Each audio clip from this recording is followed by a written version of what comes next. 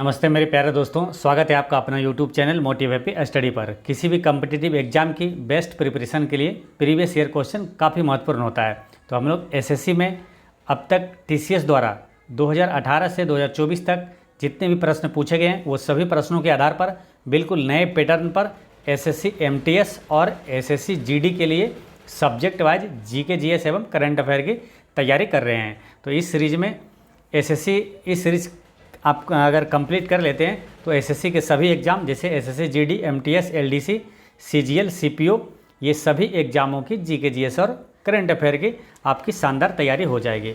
और इस सीरीज़ का ये आज क्लास 4 वीडियो है। जो पीछे का वीडियो नहीं देखें वो प्ले लिस्ट में जाकर जरूर देख लीजिएगा। चलिए शुरू करते हैं। पहला क्वेश्चन है आज का कि तोलक्कापियर देश भाषा के लिए प्रसिद्ध प्राचीन व्याकरण है। तो तोलक्कापियर जो है ये किस भाषा के लिए, ठीक है। तो तोलक्कापियर अगर आपको मालूम है तो ये क्या है, एक तमिल महाकाव्य है, ठीक है। तमिल महाकाव्य में से ये आता है तोलक्कापियर, यानी कि ये तमिल भाषा का एक प्रसिद्ध प्राचीन व्याकरण है, ठीक है। कुछ तमिल महाकाव्य है जिससे प्रश्न पूछा जाता है, काफ़ी महत्वपूर्ण है, उसे आप नोट कर लीजिएगा, ठीक है। ये देखिए ये तमिल महाकाव्य है, इसके लेखक के बारे में ज़्यादा प्रश्न पूछा जाता है, ठीक है। और कुछ इजी प्रश्न हो जाता है किस भाषा में, तो तमिल भाषा में हो जाएगा, ठीक है। तो तोलक्कापियम है ना, तोलक्पियम के लेखक कौन है, तो तोलक्पियर है, ठीक है। याद रखना है तोलक्पियम के लेखक है तोलक्पियर, ये नाम से याद रहेगा आपको। तोलक्पियम तोलक्पियर है ना, तोलक तोलक दोनों में आएगा तो इसको आसानी से याद रहेगा, ठीक है। शिल्पादिकारम के लेखक कौन है, इलांगो आदिगल, तो इसको भी याद करना है। तो थोड़ा सा इसमें कनेक्ट कर लेना एक दूसरे से, कैसे, शिल्पादि आदि है ना, शिल्पादि, यहाँ देखिए आदि लिखा है, ठीक है। शिल्पादिकारम के लेखक है इलांगो आदिगल, शिल्पादिकारम के लेखक है इलांगो आदिगल है, ठीक है। ये सभी प्रश्न जो है ना काफ़ी महत्वपूर्ण है, अक्सर एग्जाम में हमेशा पूछा जाता है, ठीक है। इसलिए इसको याद करके रखना है। मणि मेकले के लेखक है शीतले सतनार, ठीक है, इसे याद रखना है। इसे मणि मेकले शीतले, मणि मेकले शीतले, मतलब दोनों का वॉइस एक जैसा आ रहा है ना, मणि मेकले शीतले। मणि मेकले के लेखक कौन है, शीतले सतनार है। जीवक चिंतामणि के लेखक कौन है, तिरुतक देवर, तिरुतक देवर है ना, जीवक चिंतामणि के लेखक है तिरुतक देवर। अब ये तीनों याद हो गया कुछ ना कुछ कनेक्ट करके, तो इसको भी क्यों छोड़े, इसको भी कुछ ना कुछ कनेक्ट कर लीजिए। देखिए यहाँ लिखा क्या लास्ट में, देवर है ना, देवर लिखा है। तो आप ऐसे सोच लीजिए कि बहुत सारे भाभियाँ लोग हैं, देवर की बहुत ज़्यादा चिंता करती है, ठीक है। तो चिंता करती है यानी जीवक चिंतामणि देवर, चिंतामणि जैसी आएगा चिंता, जीवक चिंतामणि, तो देवर की चिंता लोग ज़्यादा करते हैं, ठीक है। तो देवक चिंतामणि के लिए हो गया तिरुतक देवर, ठीक है। तो उम्मीद करते हैं ये चारों आपको याद हो गया होगा, ठीक है। तो ये सभी क्या थोड़ा सा टफ प्रश्न आते हैं ये सब, ठीक है, लेकिन आपके लिए आसान हो गया, ठीक है। जब भी आपके एग्जाम में आएगा तो ये क्या है आपका ऑब्जेक्टिव वाला, यानी कि ऑब्जेक्टिव प्रश्न रहता है, तो उसमें क्या है ऑप्शन देख के आपको तुरंत याद आ जाएगा, ठीक है। तोलक्पियम तोलक्पियर, शिल्पादिकारम शिल्पादि आदि है ना, इलांगो आदिगल, मणि मेकले शीतले, मणि मेकले शीतले, जीवक चिंतामणि देवर, चिंता देवर की, ठीक है। नेक्स्ट है गुजरात में डैश झील वस्तुतः एक कृत्रिम जलाशय है जो मौर्यों के शासन के दौरान बनाया गया था। तो गुजरात का वो कौन सा झील है, तो इसका आंसर हो जाएगा ये सुदर्शन झील है। पढ़े होंगे आप, सुदर्शन झील का निर्माण पुनर्निर्माण ये सब आपको पढ़े होंगे, ठीक है। सुदर्शन झील को ही स्वराष्ट्र झील भी कहा जाता है, और सुदर्शन झील का निर्माण चंद्रगुप्त मौर्य के प्रांतीय शासक पुष्यगुप्त ने किया था, ठीक है, पुष्यगुप्त ने करवाया था। यानी कि अगर क्वेश्चन आए कि सुदर्शन झील का निर्माण किसने करवाया था, तो ऑप्शन में अगर रहे चंद्रगुप्त मौर्य तो वो आंसर हो जाएगा, अगर चंद्रगुप्त मौर्य नहीं रहे तो रहेगा पुष्यगुप्त, ठीक है। तो पुष्यगुप्त आंसर कर देना, ठीक है। तो ये हो गया सुदर्शन झील के बारे में, ठीक है। अब झील से यहाँ क्वेश्चन आया तो झील से कई महत्वपूर्ण प्रश्न है जो कि एग्जाम में पूछा जाता है, वो सभी प्रश्न यहाँ पर एक साथ नोट कर लीजिएगा, ठीक है। जैसे भारत की सबसे बड़ी मीठे पानी की झील कौन सा है, तो वो है बुल्लर झील। भारत की सबसे बड़ी मीठे पानी की झील है बुल्लर झील है, और ये कहाँ है, तो जम्मू कश्मीर में, ठीक है, याद रखना है जम्मू कश्मीर में। भारत की सबसे बड़ी खारे पानी की झील पूछे तो वो है चिल्का झील, चिल्का झील कहाँ है, तो वो है उड़ीसा में, ठीक है, वो याद रखना है। और भारत की सबसे बड़ी लवणीय झील कौन सा है, तो वो है सांभर झील जो कि राजस्थान में है, ठीक है। तो तीन अति महत्वपूर्ण है, इसको एक बार फिर समझिए। भारत की सबसे बड़ी मीठे पानी पूछे तो बुल्लर झील जम्मू कश्मीर। सबसे बड़ी खारे पानी की झील चिल्का झील उड़ीसा में। सबसे बड़ी लवणीय झील भारत की तो वो है सांभर झील राजस्थान में। कभी आपसे सिंपल पूछ लिया जाएगा कि सांभर झील किस राज्य में, तो राजस्थान है, ध्यान रखना है, ठीक है। अच्छा, लोकटक झील किस राज्य में? लोकटक झील है मणिपुर में, ठीक है। अब पुलिकट झील एक पूछा जाता है, तो पुलिकट झील है आंध्र प्रदेश और तमिलनाडु की सीमा पर है, ठीक है। बेम्बनाड झील किस राज्य में? तो बेम्बनाड झील है ना, ये भी पूछा जाता है, तो याद रखना है बेम्बनाड झील जो है, बेम्बनाड, तो ये कहाँ? केरल में, ठीक है। और एक पूछा जाएगा आपसे कोलेरू झील। कोलेरू झील कहाँ है? कोलेरू झील ये कहाँ है? आंध्र प्रदेश में। कोलेरू झील है आंध्र प्रदेश में। इसको ऐसे याद रख लीजिए कि अंधेरा में, आंध्र है ना, तो अंधेरा में क्या है? काला, अंधेरा में काला दिखता है, ठीक है। तो कोलेरू झील हो जाएगा आंध्र प्रदेश। थोड़ा सा रिलेट कर लेते हैं तो आपको काफ़ी मदद मिलता है, आपको आसानी से आंसर टिक करने में, और आपका कॉन्फिडेंस भी रहता है, कन्फर्म रहेगा कि हाँ यही आंसर होगा। तो कोलेरू यानी कि काला से रिलेट करिए, और आंध्र प्रदेश यानी अंधेरा है ना, अंधेरा में काला दिखाई देता है पूरा, ठीक है। तो कोलेरू झील हो गया आंध्र प्रदेश, ठीक है। अच्छा, ये लोनार झील का है मालूम? ये महाराष्ट्र में है, लोनार झील महाराष्ट्र में है ना, ठीक है। तो ये सारे झील है, आपको याद रखना है। नेक्स्ट है विक्रम संवत कब आरंभ हुआ था? विक्रम संवत कब आरंभ हुआ था ये पूछा गया है, ठीक है। तो विक्रम संवत ये आरंभ हुआ था 57 ईसा पूर्व में हुआ था ना। ऑप्शन नंबर 1 इसका करेक्ट आंसर हो जाएगा। विक्रम संवत 57 ईसा पूर्व में ये आरंभ हुआ था, ठीक है। अब संवत के बारे में कुछ और भी इंपॉर्टेंट चीज़ें हैं जो कि यहाँ पर आपको रिवीजन एक साथ करना है, ठीक है। जैसे शक संवत कब आरंभ हुआ पूछे, तो शक संवत हुआ था ये 78 ईस्वी में हुआ था, ठीक है। 78 ईस्वी में हुआ था ये, यानी एडी में, ठीक है। ये 78 ईस्वी में हुआ था। और शक संवत किसने चलाया था? ये काफ़ी महत्वपूर्ण है, शक संवत याद रखना है। शक संवत जारी हुआ था 78 ईस्वी में, और इसको जारी किया था किसने? तो कनिष्क ने किया था। ये महत्वपूर्ण इसलिए है जो कि अभी भारत का वर्तमान राष्ट्रीय कैलेंडर है ये शक संवत पर ही आधारित है, ठीक है। क्वेश्चन ऐसे भी पूछा जाता है कि राष्ट्रीय कैलेंडर वो किस संवत पर आधारित है, तो शक संवत पर आधारित है। 78 ईस्वी में ये शुरू हुआ था, कनिष्क ने किया था। गुप्त संवत कब शुरू हुआ था? तो गुप्त संवत शुरू हुआ था 319 ईस्वी में, ठीक है। और गुप्त संवत किसने चलाया था? तो चंद्रगुप्त प्रथम ने चलाया था। गुप्त संवत 319 ईस्वी में चंद्रगुप्त प्रथम ने चलाया था। हिजरी संवत कब शुरू हुआ? तो हिजरी संवत हुआ था 622 ईस्वी में, ठीक है। याद रखना है 622 में हिजरी संवत शुरू हुआ था। नेक्स्ट है कि इनमें से किस राज्य में अशोक के जोगढ़ शिला राजज्ञा स्थित है? तो किस राज्य में पूछा है, ठीक है। तो जोगढ़ जो है ये कहाँ है? उड़ीसा में है, उड़ीसा है ना। जोगढ़ ये शिलालेख है और ये बृहद शिलालेख है, ठीक है। अशोक का जो ये शिलालेख है ये कहाँ है? तो उड़ीसा में है, ठीक है। उड़ीसा राज्य में है अशोक का जोगढ़ शिला, उड़ीसा में है, ठीक है। ये ध्यान रखना है। अब उड़ीसा से कुछ अति महत्वपूर्ण प्रश्न है जो कि आपको एग्जाम में आएगा, तो आपको छोड़ना नहीं है। कौन कौन सा प्रश्न है? जैसे कि कोणार्क का सूर्य मंदिर कहाँ है? उड़ीसा में। पुरी का जगन्नाथ मंदिर उड़ीसा में। लिंगराज मंदिर कहाँ है? उड़ीसा में। कोणार्क का सूर्य मंदिर जो है ये किस सदी में बना था ये भी पूछा जाता है, तो 13वीं शताब्दी में बना था कोणार्क का सूर्य मंदिर, ये याद रखना है। और इसका निर्माण करवाया था नरसिंह देव प्रथम ने करवाया था, ठीक है। तो मोटा मोटी आपको याद रखना है क्या? कोणार्क का सूर्य मंदिर और पुरी का जगन्नाथ मंदिर और लिंगराज मंदिर, ये काफ़ी प्रसिद्ध तीनों मंदिर है, और ये इससे प्रश्न तीनों से आता है ना। तो याद रखना है ये कहाँ है? उड़ीसा में, ठीक है। अच्छा, सिमिलीपाल राष्ट्रीय उद्यान ये कहाँ है? तो उड़ीसा में है। भीतरकनिका राष्ट्रीय उद्यान कहाँ है? उड़ीसा में है, ठीक है। ये सभी चीज़ आप नोट करते जाइएगा। आपको क्या है कि अति महत्वपूर्ण प्रश्न जो है वो आपको सिस्टमेटिक ढंग से आपको सजाकर आपको बताते हैं, ठीक है। इसलिए आप नोट करते जाइएगा, काफ़ी महत्वपूर्ण है, इसको नोट जरूर बनाइएगा, जो कि आपको काफ़ी फ़ायदेमंद होगा इसके, ठीक है। किसी भी एग्ज़ाम को क्रैक करने के लिए ये सब बहुत ही महत्वपूर्ण है, ठीक है। तो भारत की आपको बता दिए थे कि सिमलीपाल और भीतरकनिका राष्ट्रीय उद्यान उड़ीसा हो गया। भारत की सबसे बड़ी जो खारे पानी की झील है चिल्का झील कहाँ है? वो भी उड़ीसा में। भारत का सबसे लंबा बांध कौन सा है? तो हीराकुंड बांध है, ये कहाँ है? तो हीराकुंड बांध महानदी में, ये भी उड़ीसा में है। अच्छा, पारादीप बंदरगाह किस राज्य में है? तो पारादीप बंदरगाह जो है ये उड़ीसा का प्रसिद्ध बंदरगाह है। पारादीप बंदरगाह, ठीक है। तो इसको, ये कहाँ है, उड़ीसा में है, ठीक है। इसको याद कैसे रखना है ताकि आप दोबारा आप ज़्यादा मेहनत ना करना पड़े और याद भी रहे। तो इसको ऐसे रिलेट करिए कि देखिए दीप जो है, दीपक जो जलती है, ये क्या कहता है, दीपक जो लो उड़ती है, ठीक है।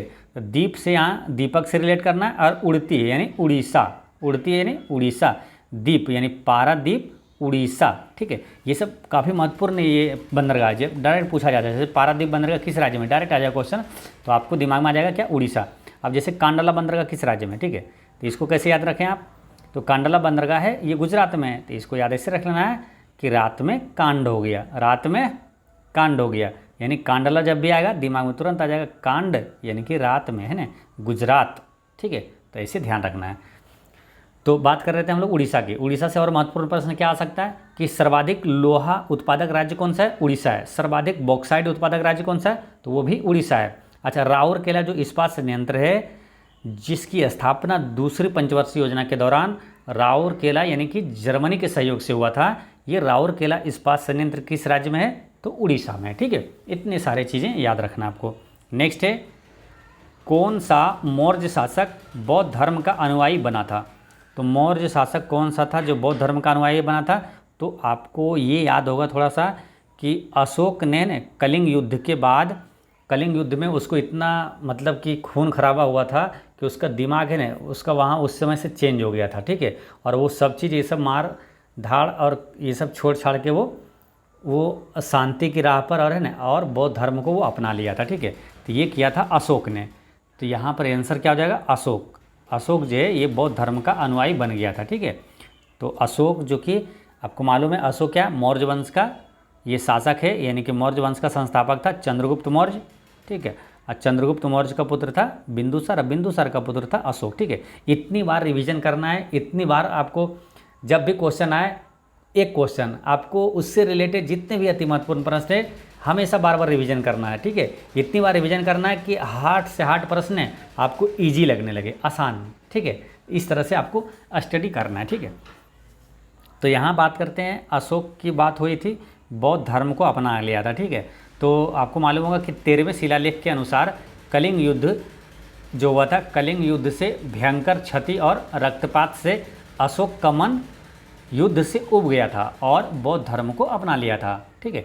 ये ध्यान रखना है। तो यहाँ पर 2-3 प्रश्न और आ जाता है कि अशोक के जो है जो कलिंग युद्ध का वर्णन जो है, ये कलिंग युद्ध कब हुआ था, 261 ईसा पूर्व में। अब कलिंग युद्ध का वर्णन जो है ये किस शिलालेख में है, तो ये 13वें शिलालेख में, ये ध्यान रखना है। 13वें शिलालेख, 13वें से एक चीज़ और याद रखना है कि कोणार्क का सूर्य मंदिर का निर्माण 13वीं शताब्दी में हुआ था, ठीक है। और यहाँ से याद रखना है। और बाकी अशोक के बारे में आपको डिटेल में पूरा बताएं, ठीक है। अशोक का एक भी प्रश्न आपसे नहीं छूटेगा, ठीक है। अशोक के बारे में बहुत सारा चीज़ें बता दी हैं, जो क्लास 1, 2, 3 नहीं देखें वो जरूर देख लीजिएगा, ठीक है। जैसे अशोक का जन्म कब हुआ था, तो 304 ईसा पूर्व में कहाँ हुआ, पाटलिपुत्रा में हुआ था। सांची का स्तूप किसने बनवाया था, अशोक ने। धामे का स्तूप अशोक ने। केसरिया स्तूप किसने बनवाया, अशोक ने। महाबोधि मंदिर किसने बनवाया, अशोक ने। और श्रीनगर की स्थापना अशोक ने करवाया था, ठीक है। ये सभी आपको पीछे बताए हुए हैं, फिर से आप रिविज़न साथ में कराते रहे, भी कभी कभी कराते रहेंगे, ठीक है। लेकिन ये सब बताया हुआ डिटेल में, तो जो रेगुलर क्लास करते हैं उनके लिए कोई भी दिक्कत नहीं है और उनको आसानी से याद होगा, ठीक है। सांची का स्तूप, धामे का स्तूप, केसरिया स्तूप, महाबोधि मंदिर और श्रीनगर, ये सभी को स्थापित किसने किया था, तो अशोक ने किया था, ठीक है। नेक्स्ट है, चंद्रगुप्त ने देश के खिलाफ विद्रोह का नेतृत्व किया और उन्हें पराजित किया था। तो बात हो रही है किसकी, चंद्रगुप्त मौर्य की। तो चंद्रगुप्त मौर्य पूछा कि ने देश के खिलाफ विद्रोह का नेतृत्व किया था। तो एक चीज़ तो याद होगा ना कि चंद्रगुप्त जो मौर्य है ये किसको हराया था, ताकि उसको हराकर है ना मौर्य वंश की स्थापना किया था। तो ये नंद वंश का अंतिम शासक था धनानंद को ये हराकर है ना ये 322 ईसा पूर्व में मौर्य साम्राज्य की स्थापना किया था। तो धनानंद को इसने हराया था, तो नंद वंश का था शासक था, है ना। तो यह आंसर क्या हो जाएगा, नंद के खिलाफ विद्रोह का नेतृत्व किया और उन्हें पराजित किया था, ठीक है। तो ये नंद वंश का शासक धनानंद को हराया था, अंतिम शासक, ठीक है। अगर नंद वंश का संस्थापक पूछे तो वो थे महापदम नंद, ठीक है। नंद वंश का संस्थापक कौन था, महापदम नंद था। अब बात कर लेते, थोड़ा फिर रिवीजन करते हैं एक बार कि चंद्रगुप्त मौर्य कौन था, तो मौर्य वंश का संस्थापक था चंद्रगुप्त मौर्य। चंद्रगुप्त मौर्य का पुत्र था बिंदुसार और बिंदुसार का पुत्र था अशोक। ठीक है। अच्छा, पाटलिपुत्र में स्थित चंद्रगुप्त मौर्य का महल किसका बना है?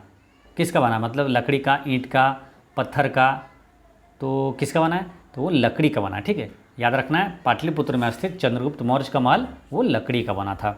नेक्स्ट है, कंटक शोधन नामक न्यायालय का प्रचलन देश साम्राज्य में था, तो किस साम्राज्य में? ये 4 ऑप्शन दिया हुआ है, किस साम्राज्य में कंटक शोधन नामक न्यायालय का प्रचलन था? तो ये था किस में? तो ये था मौर्य साम्राज्य में। ठीक है, मौर्य साम्राज्य में कंटक शोधन नामक न्यायालय का प्रचलन था। ठीक है, बाकी मौर्य साम्राज्य के बारे में आपको बताए हुए हैं सब चीज़। ठीक है, मौर्य वंश का संस्थापक चंद्रगुप्त मौर्य, चंद्रगुप्त मौर्य का पुत्र था बिंदुसार, अब बिंदुसार का पुत्र था अशोक। अब बिंदुसार जब भी आए तो थोड़ा सा रिलेट इसको भी रिवीजन कर लीजिएगा बिंबिसार के बारे में। ठीक है, क्योंकि बिंदुसार और बिंबिसार में आपको कन्फ्यूजन ना हो। बिंबिसार कौन था मालूम है आपको, है ना, हर बार बताते हैं आपको बिंबिसार। और देखिए कन्फ्यूजन वाला जो प्रश्न है आपको हमेशा अच्छे से नोटिस करके बताएंगे, ताकि कई लोगों स्टूडेंट का को आंसर गलत हो जाए, लेकिन आप लोगों का जो कि यहाँ पर स्टडी कर रहे हैं उनका सही होकर आएगा। ठीक है, तो ये ध्यान रखना है। तो बिंबिसार ये था हर्यक वंश का संस्थापक था। ये बिंबिसार, बिंबिसार जो है हर्यक वंश का संस्थापक था बिंबिसार। बिंबिसार का पुत्र था अजातशत्रु, अजातशत्रु का पुत्र था उदयन, और ये बिंदुसार हो गया ये मौर्य वंश का ना। ये था चंद्रगुप्त मौर्य का पुत्र था बिंदुसार, अब बिंदुसार का पुत्र था अशोक, यानी कि अशोक का पिता था ये बिंदुसार। ठीक है, तो ये ध्यान रखना है। और बात करते हैं किसका, अब यहाँ पर 4 ऑप्शन दिया हुआ, 4 ऑप्शन के बारे में एक एक क्वेश्चन अगर याद करते हैं तो देखिए, कुषाण वंश का संस्थापक कौन था? तो कुजुल कडफिसेस था, कुजुल कडफिसेस। मौर्य वंश का आपको मालूम है चंद्रगुप्त मौर्य। चोल वंश का संस्थापक कौन था? विजयालय। चोल वंश का संस्थापक विजयालय है ना, कौन था? तो विजयालय, ये चोल वंश का संस्थापक था। और राष्ट्रकूट वंश का संस्थापक था दंती दुर्ग। ये सभी महत्वपूर्ण है, इसके संस्थापक पूछा जाता है, तो ये याद रखना है। चोल का विजयालय, राष्ट्रकूट वंश का संस्थापक दंती दुर्ग था। नेक्स्ट है कि अशोक के लघु शिलालेख भारत के विभिन्न भागों में पाए गए हैं। कर्नाटक के निम्नलिखित में से कौन स्थल पर अशोक के लघु शिलालेख नहीं मिले हैं? यानी कर्नाटक के किस स्थल पर अशोक के लघु शिलालेख नहीं मिला है? तो ब्रह्मगिरी में ये लघु शिलालेख नहीं मिला है। ठीक है, बाकी गविमठ, रूपनाथ और मस्की में अशोक के लघु शिलालेख मिला है। ठीक है, और यही जो कर्नाटक का मस्की अभिलेख है, शिलालेख है, इसी में अशोक का नाम पहली बार किस शिलालेख में मिलता है? तो ये मस्की शिलालेख में ही मिलता है। ठीक है, तो ये ध्यान रखना है। नेक्स्ट है, भारतीय उपमहाद्वीप के लिए प्राचीन यात्रियों जैसे मेगास्थनीज, फाहियान, ह्वेनसांग, अलबरूनी, इब्न बतूता आदि के द्वारा भारतीय व्यापारियों के सक्रिय योगदान के लिए निम्नलिखित में से कौन सा नाम प्रयुक्त किया गया था? ठीक, क्वेश्चन एक बार फिर समझ लीजिए कि जो यात्री थे, है ना, प्राचीन विदेशी यात्री थे, ये जो मेगास्थनीज, फाहियान, ह्वेनसांग, अलबरूनी, इब्न बतूता आदि के द्वारा भारतीय व्यापारियों के सक्रिय योगदान के लिए, भारतीय व्यापारियों के लिए सक्रिय योगदान के लिए निम्नलिखित में से कौन सा नाम प्रयुक्त किया गया था?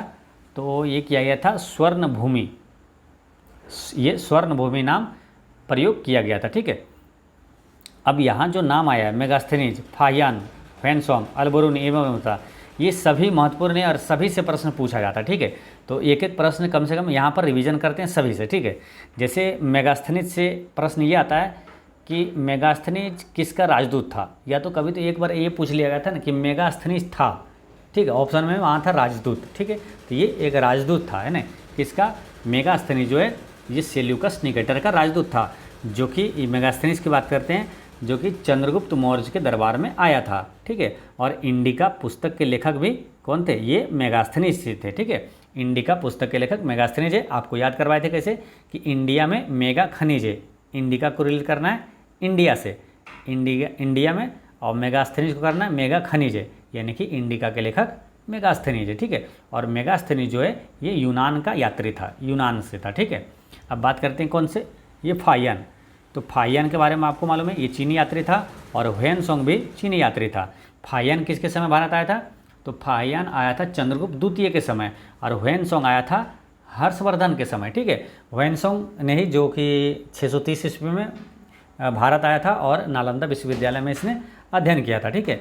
ह्वेनसोंग, ऐसे देखिए फाहियान और ह्वेनसोंग, ठीक है, ये दोनों में कभी कन्फ्यूजन होता है कि किसके समय भारत आया था। तो फाहियान आपको मालूम है चंद्रगुप्त द्वितीय, तो अगर ये मालूम नहीं भी है तो इसको कम से कम रट लीजिए, रटने की ज़रूरत है भी नहीं, इसको रिलेट कर लीजिए। ह्वेनसोंग हर्षवर्धन, ह्वेनसोंग हर्षवर्धन, ये अगर मालूम है तो इसको अपने आप दिमाग में आ जाएगा कि ये चंद्रगुप्त द्वितीय के समय भारत आया था, ठीक है।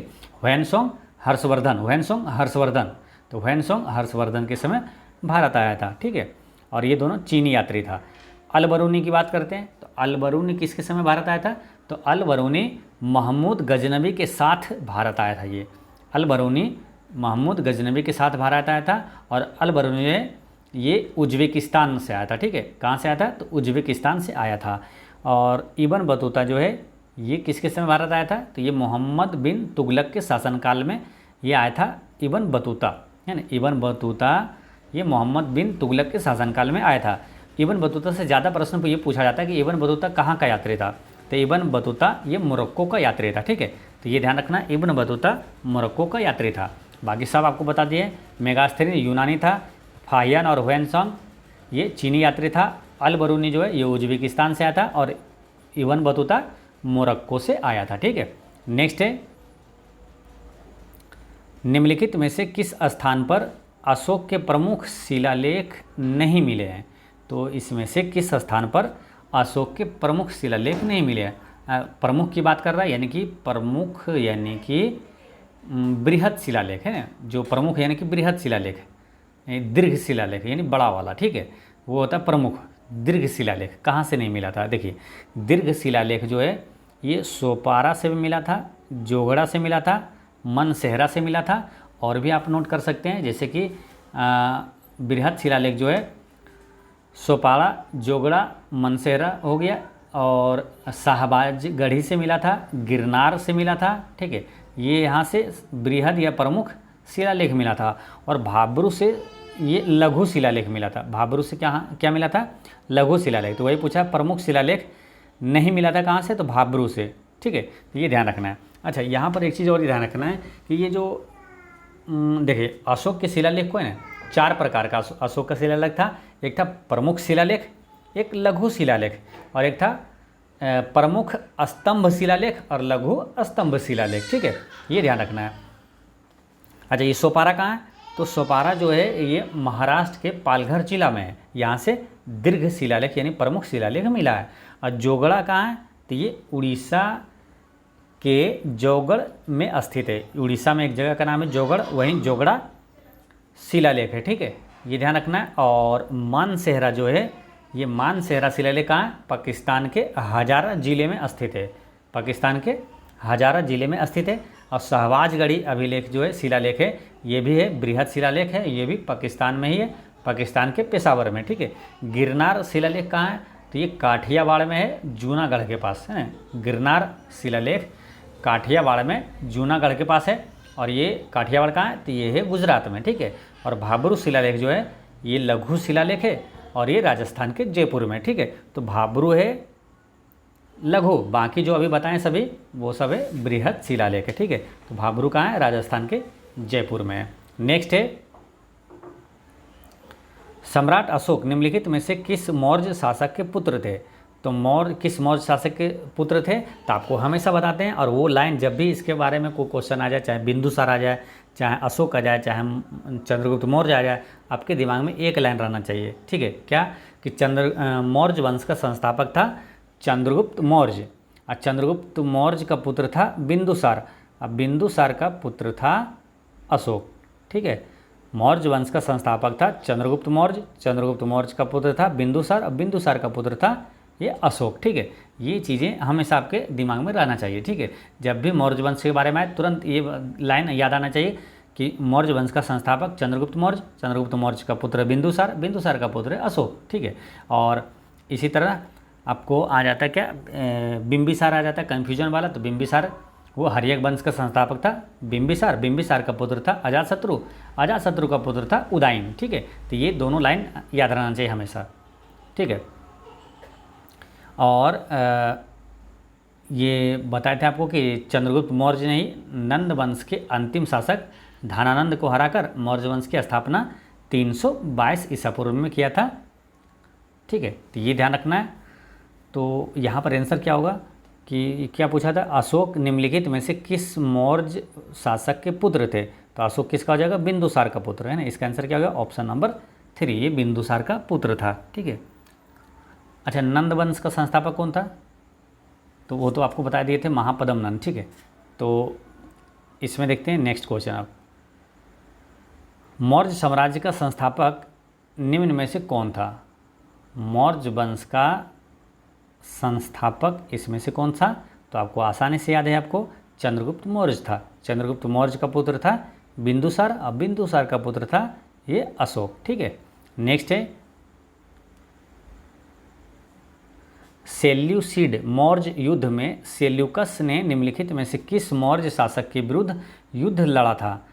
तो सेल्यूकस ने किसके विरुद्ध युद्ध लड़ा था, तो ये चंद्रगुप्त मौर्य के विरुद्ध युद्ध लड़ा था। ठीक है, और सेल्यूकस निकेटर जो है, ये सेल्यूकस निकेटर का राजदूत था कौन, मेगास्थनीज, जो कि चंद्रगुप्त मौर्य के दरबार में आया था। नेक्स्ट है कि चंद्रगुप्त मौर्य ने कौटिल्य की सहायता से मगध में देश के साम्राज्य को उखाड़ फेंका और 322 ईसा पूर्व में एक गौरवशाली मौर्य साम्राज्य की स्थापना किया। ठीक है, तो इसका आंसर क्या होगा, तो आपको याद हो गया होगा अब तक कि चंद्रगुप्त मौर्य ने कौटिल्य की सहायता से मगध में किसके साम्राज्य को उखाड़ फेंका, तो चंद्रगुप्त मौर्य किसके साथ लगा था, धनानंद के को हराया था। ठीक है, तो धनानंद यानी कि नंद है ना, नंद के साम्राज्य को। आंसर क्या हो जाएगा, ऑप्शन नंबर 4, नंदों के साम्राज्य को उखाड़ फेंका था और 322 ईसा पूर्व में है ना, 322 ईसा पूर्व में एक गौरवशाली मौर्य साम्राज्य की स्थापना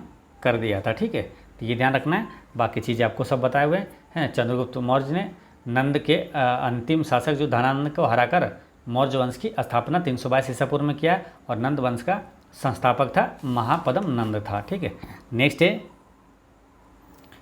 निम्नलिखित में से कौन सा कथन शक वंश के संदर्भ में सही है। तो पहला क्या है, शकों के कुछ राज्य लगभग 500 वर्षों तक टिके रहे, तो ये सही है। ठीक है, दूसरा क्या है कि लगभग 2200 वर्ष पूर्व शकों के बाद कुषाणों का शासन स्थापित हुआ था, ये गलत है।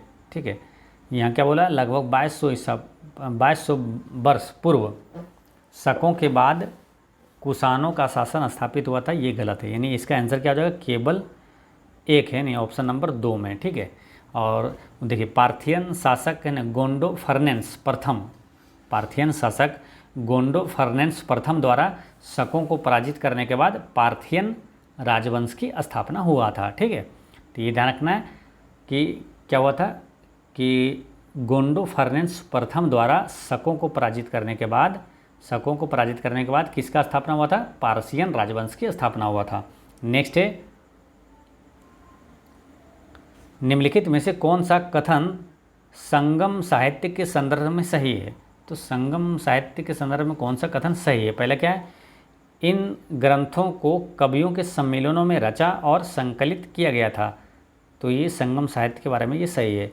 संगम साहित्य को मदुरै शहर में आयोजित किए गए कवियों के सम्मेलनों में संकलित किया गया था, ये भी सही है। तो इसका आंसर हो जाएगा 1 और 2 दोनों सही है। ठीक है, तो ये ध्यान रखना है। अच्छा संगम की बात आई है, तो देखिए विजयनगर साम्राज्य पर कितने राजवंशों ने शासन किया था, तो 4 राजवंशों ने शासन किया था। ठीक है, नोट कर लीजिएगा, काफ़ी महत्वपूर्ण प्रश्न है।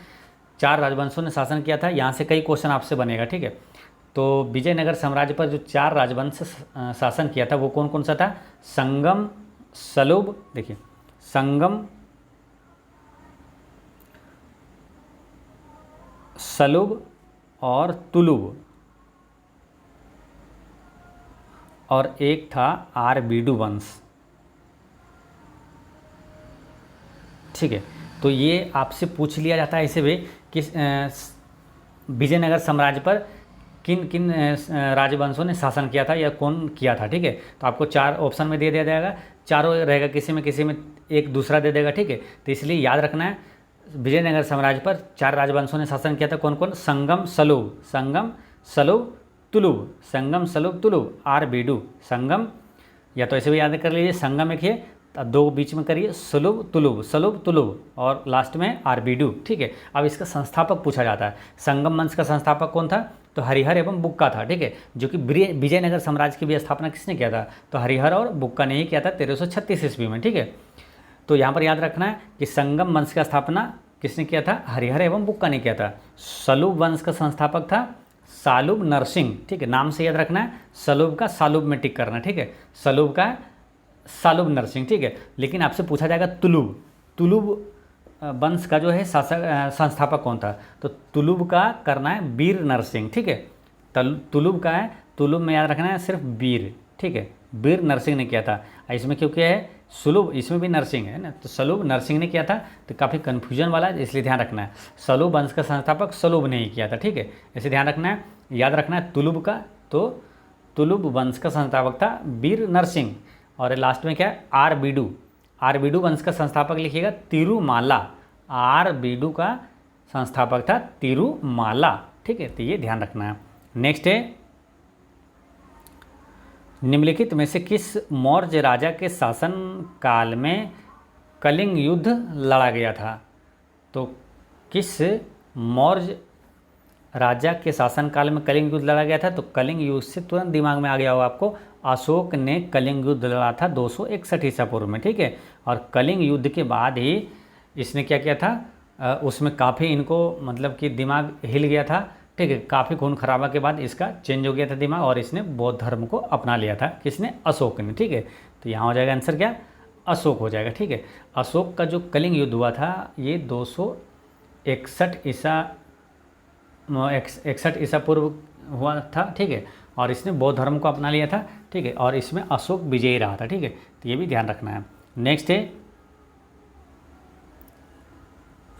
निम्नलिखित यूनानी शासकों में से किसे मेगास्थनीज को चंद्रगुप्त मौर्य के दरबार में भेजा था? तो मेगास्थनीज को चंद्रगुप्त मौर्य के दरबार में भेजा था, वो था कौन? सेल्यूकस निकेटर, है ना। क्योंकि सेल्यूकस निकेटर का राजदूत था ये। मेगास्थनीज किसका राजदूत था? तो सेल्यूकस निकेटर का राजदूत था, और ये चंद्रगुप्त मौर्य के दरबार में भेजा गया था, ठीक है। मेगास्थनीज है, मेगास्थनीज से याद रखना क्या? इंडिका, है ना। इंडिका पुस्तक के लेखक कौन है? तो मेगास्थनीज है, ठीक है। बाकी चीज़ें सब बताया हुआ है। नेक्स्ट है कि अश्वघोष जिन्होंने बुद्ध चरित्र की रचना की देश के दरबार में रहते थे। तो अश्वघोष किसके दरबार में रहता था? 4 ऑप्शन दिया हुआ है, ठीक है। अश्वघोष किसके दरबार में रहता है ये आपको कई बार बताएं और आपको याद भी होगा, ठीक है। तो आपको बताए थे अश्वघोष किसके दरबार में रहता था, चरक किसके दरबार में रहता था, और नागार्जुन किसके दरबार में रहता था? तो ये तीनों रहता था कनिष्क के दरबार में, ठीक है। तो एक शब्द याद करवाते हैं आपको, अचानक। अचानक यानी अश्वघोष, चरक, नागार्जुन, ये तीनों जो है कनिष्क के दरबार में रहता था, ठीक है। अश्वघोष, चरक, नागार्जुन, ये कनिष्क के दरबार में रहता था, ठीक है। अचानक से 3 व्यक्ति का नाम रहेगा, याद हो जाएगा आसानी से, जो कि देखिए पूछा गया है आपका SSC GD में पूछा गया, 2023 में पूछा गया, ठीक है। तृतीय पाली में पूछा हुआ है, तो काफ़ी महत्वपूर्ण ये सब क्वेश्चन हो जाता है।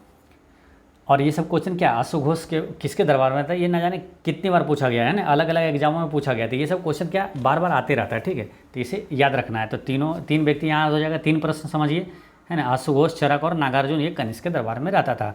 अब यहाँ पर एक आंसर पहले क्या हो जाएगा? कनिष्क, ऑप्शन नंबर 1 हो जाएगा इसका करेक्ट आंसर, ठीक है।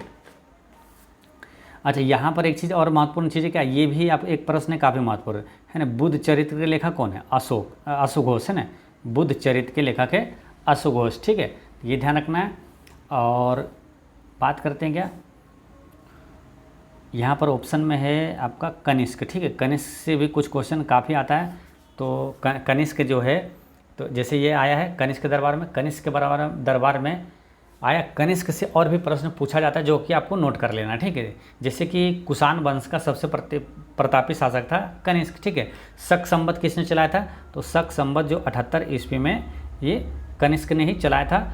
और जो राष्ट्रीय कैलेंडर है ये कनिष्क का जो है शक संबंध पर ही आधारित है। ठीक है। अच्छा, भारतीयों के लिए रेशम मार्ग की खोज किसने किया था? तो कनिष्क ने किया था। द्वितीय अशोक किसे कहा जाता है? तो कनिष्क को कहा जाता है द्वितीय अशोक। ठीक है। तो ये सारी चीज़ें आपको नोट कर लेना। ठीक है। नेक्स्ट है, निम्नलिखित में से कौन सा ग्रंथ कश्मीर के इतिहास का सबसे विस्तृत विवरण देता है? काफ़ी महत्वपूर्ण प्रश्न है। ये प्रश्न क्या है, हमेशा कई बार एग्जामों में आया है। अभी रेलवे एनटीपीसी का जो एग्ज़ाम हुआ था उसमें आया था, बिहार एसएससी सीजीएल का जो एग्ज़ाम हुआ था उसमें ये प्रश्न आया था, और देखिए एसएससी एमटीएस का जो है 2021 में इसमें आया है, और कई एग्जामों में ये पूछा हुआ है। ठीक है। तो ये ध्यान रखना है, कश्मीर का इतिहास का संबंध किसे? राजतरंगिणी का जो है, राजतरंगिणी का संबंध है कश्मीर का इतिहास से। ठीक है। तो ये ध्यान रखना है, रेलवे एनटीपीसी में सिंपल पूछा गया था कि राजतरंगिणी का संबंध है, और ऑप्शन में था ये कश्मीर का इतिहास से। ठीक है। तो ये ध्यान रखना है, काफ़ी महत्वपूर्ण प्रश्न है। तो राजतरंगिणी का लेखक पूछा जाता है, ये भी काफ़ी महत्वपूर्ण है। तो राजतरंगिणी का लेखक कौन है? तो कल्हण है। ठीक है। राजतरंगिणी का लेखक है कल्हण, और इसका संबंध है कश्मीर के इतिहास से। इसे थोड़ा सा रिलेट कर लीजिए इसे, कि राजतरंगिणी का लेखक है कल्हण। ठीक है। कल्हण यानी कि, और ये इसका संबंध है कश्मीर से। ठीक है। तो कश्मीर में अक्सर कलह होते रहती है, कश्मीर में अक्सर कलह होते रहती है, यानी कि कश्मीर का इतिहास जो संबंधित है राजतरंगिणी के लेखक कौन है? कल्हण। अब इसी तरह एक है बिल्हन। तो बिल्हन किसका लेखक है? तो विक्रमांक देवचरित के लेखक है बिल्हन। विक्रमांक बिल्हन ऐसे रिलेट कर लीजिएगा। ठीक है। तो विक्रमांक देवचरित के लेखक है बिल्हन। नेक्स्ट है, निम्नलिखित मौर्य शासकों में से किसने 261 ईसा पूर्व कलिंग युद्ध लड़ा था? तो आपको याद हो गया होगा बहुत अच्छी तरह से आप, कलिंग युद्ध अशोक ने लड़ा था 261 ईसा पूर्व में। ठीक है। तो अशोक यहाँ पर आंसर हो जाता है, ऑप्शन नंबर 1 अशोक हो गया था। और कलिंग युद्ध जो है अशोक और कलिंग के राजा पद्मनाभन के साथ हुआ था ना, पद्मनाभन है ना। कलिंग का युद्ध अशोक और कलिंग के राजा पद्मनाभन के बीच हुआ था, जिसमें कि अशोक विजयी हुआ था। ठीक है। तो कलिंग के युद्ध में विजय हुआ था, और इसी युद्ध से ये आहत होकर फिर अशोक ने बौद्ध धर्म को अपना लिया था। ठीक है। और ये अशोक किस वंश का शासक है? तो मौर्य वंश का। मौर्य वंश का संस्थापक है चंद्रगुप्त मौर्य। चंद्रगुप्त मौर्य का पुत्र था बिंदुसार, अब बिंदुसार का पुत्र था अशोक। ठीक है। नेक्स्ट है, निम्नलिखित में से कौन शुंग वंश का संस्थापक था जिसने अंतिम मौर्य सम्राट की हत्या करके अपना राज्य स्थापित किया था? ठीक है। तो क्वेश्चन एक बार फिर समझ लीजिए, कौन शुंग वंश का संस्थापक था? तो यानी कि सिंपल अगर आंसर कर सकते हैं, शुंग वंश का संस्थापक कौन था? ठीक है। फिर आगे यहाँ लिख दिया है कि जिसने अंतिम मौर्य साम्राज्य की हत्या करके अपना राज्य स्थापित किया था। तो इसका आंसर सिंपल हो जाएगा, शुंग वंश का संस्थापक कौन था? पुष्यमित्र शुंग था। ठीक है।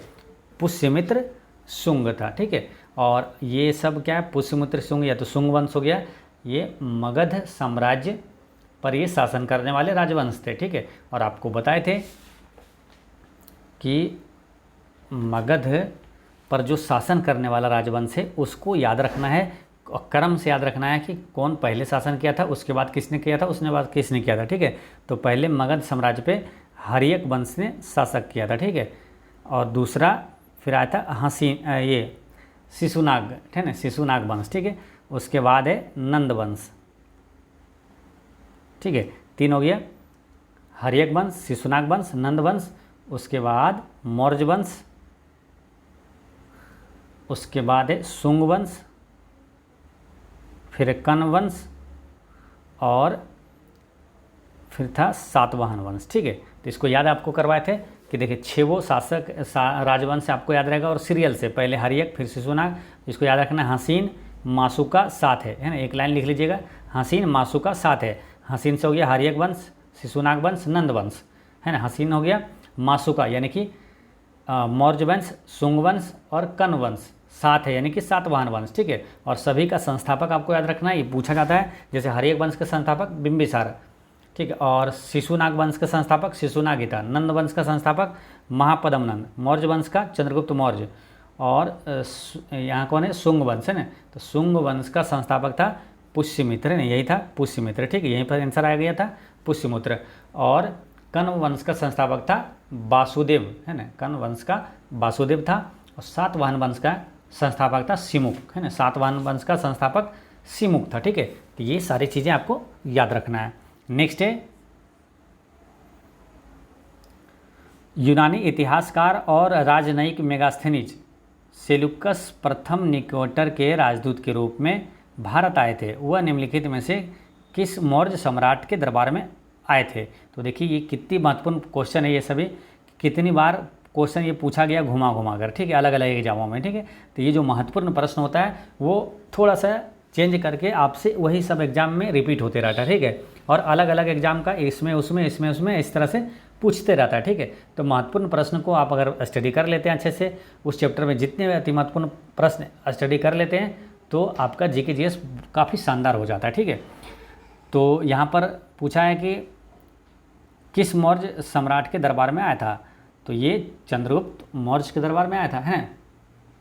इसका आंसर हो गया ऑप्शन नंबर 1 हो गया। अब यहाँ से कई क्वेश्चन आपसे पूछा जाता है, जैसे मेगास्थनीज किसका राजदूत था, तो ये सेल्यूकस निकेटर का राजदूत था। मेगास्थनीज किसका लेखक है, तो इंडिका पुस्तक के लेखक है मेगास्थनीज। ठीक है, तो ये चीज़ें सभी याद रखना है। अब नेक्स्ट क्वेश्चन देखते हैं।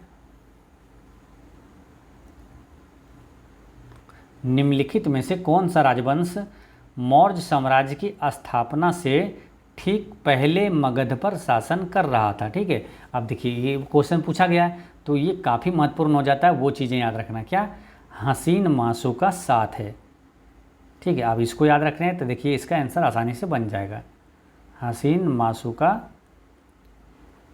साथ है। तो क्वेश्चन क्या पूछा, देखिए मौर्य साम्राज्य की स्थापना से ठीक पहले, तो मौर्य है यहाँ, उसके ठीक पहले कौन है, तो ये है नंदवंश। ठीक है, तो आंसर क्या हो जाएगा, ऑप्शन नंबर 4 हो जाएगा, नंदवंश। ठीक है, तो याद रखना है हसीन मासुका साथ है, यानी कि मगध पर शासन करने वाले ये वंश है जो सीरियल से है ना, तो हर्यक वंश, शिशुनाग वंश, नंदवंश और मौर्य वंश, शुंग वंश और कण्व वंश और ये सातवाहन वंश। ठीक है, हसीन मासुका साथ है। तो इसका आंसर कितनी आसानी से निकल गया जब ये आप याद रखते हैं। ठीक है, बाकी इसका संस्थापक भी आप सभी का आपको बता चुके हैं। ठीक, नेक्स्ट है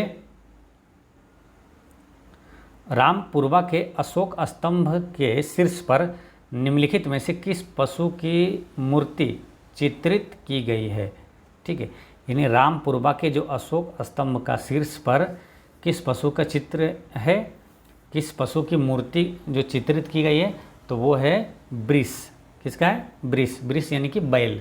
वृष का मतलब क्या होता है, बैल, यानी कि बैल का चित्र उस पर दिया हुआ है। ठीक है, अच्छा अशोक का ये जो रामपुरवा स्तंभ लेख है ये कहाँ पर है, तो बिहार के पश्चिम चंपारण में। और रामपुरवा के अशोक स्तंभ ये जो है इसकी खोज किसने किया था, तो ACL कार्लाइल ने किया था, है ना। ACL